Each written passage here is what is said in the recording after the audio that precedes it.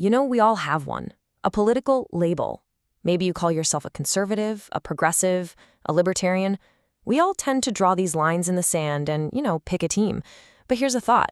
What if those very labels are the actual problem? What if there's a better way to think about the world? One that gets us past all these usual divides? Well, that's exactly what we're going to explore today. So, just take a second here. Which one's yours? Conservative, progressive, socialist, capitalist? We're just so used to putting ourselves and everyone else into these neat little boxes. But what if they're not useful anymore? What if they're actually holding us back? All right, so let's dig into this idea of what these labels really are. The core argument we're looking at today suggests they might not be as solid as we think. In fact, maybe they're just costumes that we wear. And this is a really powerful idea when you think about it. These political terms we use, they're not always about deep, carefully reasoned policy positions. A lot of the time, they're just shortcuts to an identity, a really quick way to signal who we are and, more importantly, which group we belong to.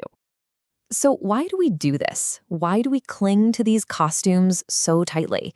Well, it's because finding a tribe, finding our people, it gives us this instant, powerful sense of belonging. And let's be real, that feeling is often a whole lot easier and, frankly, more satisfying than the hard, messy work of actually building stuff that solves real-world problems. So if our political labels are just costumes, then the thinking behind them, well, it's kind of like running on outdated software. And that's a powerful metaphor that really helps explain why so much of our political conversation today feels completely stuck in a rut. Think about it like your phone. The apps, the interface, they get constant updates, right? New features, a slick new design. But with politics, while the slogans and the daily outrages might change, the argument here is that the underlying code, the actual programming underneath it all, it's ancient. It just wasn't designed for the complex problems we're all facing today. So what is that core code exactly? Well, it's something incredibly simple, powerful, and, deeply human. It's tribalism. It's programmed to make us cheer for our side, hate the other side, and just get lost in generating slogans and outrage. And this is the kicker. This code tells us to completely ignore whether any of it is actually producing good results. Okay, so if the old software is totally broken, what's the upgrade?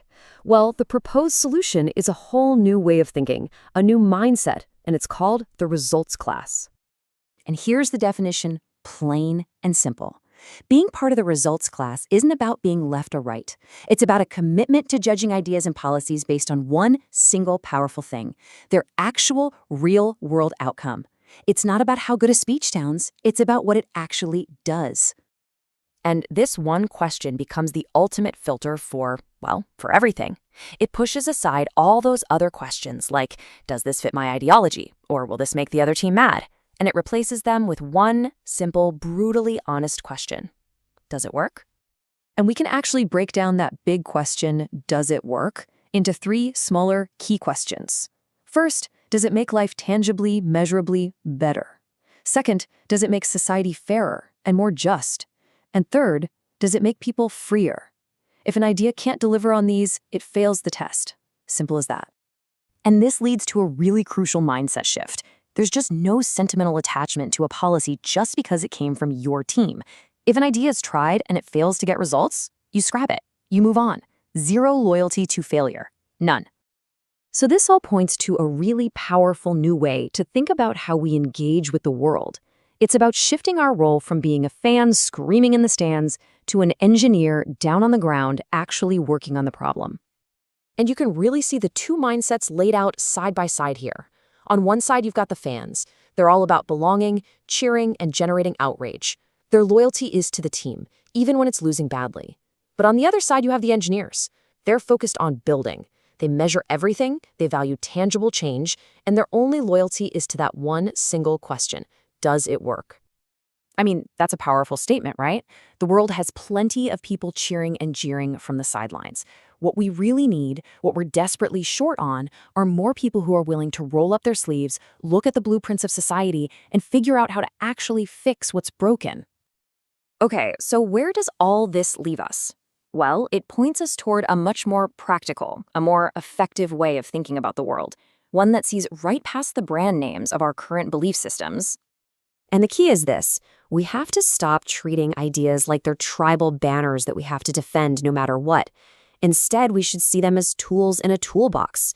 If a hammer is the right tool for a particular job, you use the hammer. You don't really care who made it or what brand it is, do you? And this is what it looks like in the real world. Someone in the results class isn't afraid to keep the receipts on good ideas, no matter where they come from. They might look at social safety nets, which, are often a left-wing idea, and see they can be a super effective tool for stabilizing things during a crisis. At the exact same time, they'd recognize the incredible power of innovation and enterprise, often championed by the right, to create wealth and solve huge problems. An engineer just uses the right tool for the job. End of story. Because at the end of the day, it all boils down to this. You can have the most beautiful theories, the most passionate slogans, the most loyal followers you can imagine. But reality doesn't care about any of that. It only speaks one language, and that language is results. So this is the big takeaway. It's not just a summary, it's a call to action. Think of it like a new operating system for your brain. Instead of asking, which side are you on, the questions become way more practical, way more urgent, and a whole lot more powerful. What's broken? Who has a credible plan to fix it? And how soon can we measure if that plan is actually working?